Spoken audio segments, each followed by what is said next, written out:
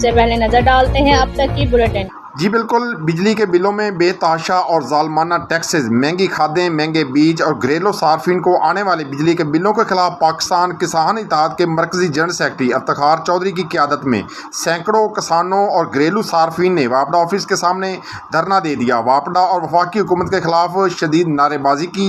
मरकजी general secretary Iftikhar Chaudhary ने कहा कि इस हुकूमत ने किसानों को दीवार से लगा दिया है। जेली बीज, महंगी खादें, महंगी बिजली की वजह से किसान की ज़िंदगी अजीरन बना दी है। आज हमने सिर्फ जिला बिहाड़ी के किसानों को इकट्ठा किया है। अगर हमारे मुतालबात ना माने गए तो इस धरने को लेकर इस्लामाबाद की तरफ निकलेंगे। उन्होंने कहा कि हुकूमती वज़रा की शाह खर्चियों का बोझ अवाम पर लाद कर रख दिया है। इस वक्त अब वक्त आ गया है कि इनसे हिसाब लिया जाए ताकि बेजा टैक्सेस और किसानों के खिलाफ हुकूमती पैरोपगंडे को रोका जाए। सैकड़ों किसान ट्रालियों में बैठकर धरने की जगह पहुंच रहे हैं, जबकि किसान अपने खाने पीने का सामान, देगें वगैरह भी साथ लाए हैं ताकि जब तक मुतालबात पूरे नहीं होते यहाँ से वापस ना जाएं। जी इफ्तिखार अहमद चौधरी, मरकजी सैकटरी जनरल किसान इत्तेहाद। अज पाकिस्तान के किसान रोडां ते खड़े ने अपने हकूक दे वास्ते।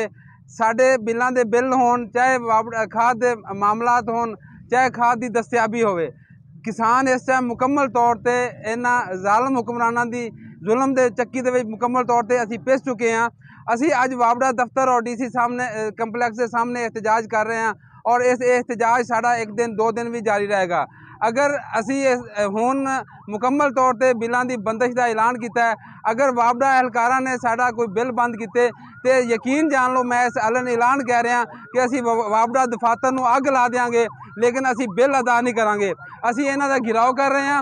असी इंशाअल्लाह 2 दिन असी इत्थे ही हाँ, उस तो बाद साड़ा मार्च इस्लामाबाद की तरफ असी लैके जावांगे और किसानां नूं हक लैण तक असी वापस नहीं आवांगे।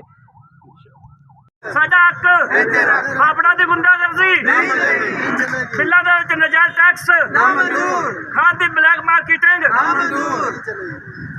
लंबार मेरा भी है एतबार, रिश्ते भी चमके चम चम चम चम चम चम चम चम चम चम चम चम लेमन मैक्स लंबार चम चम चम चम।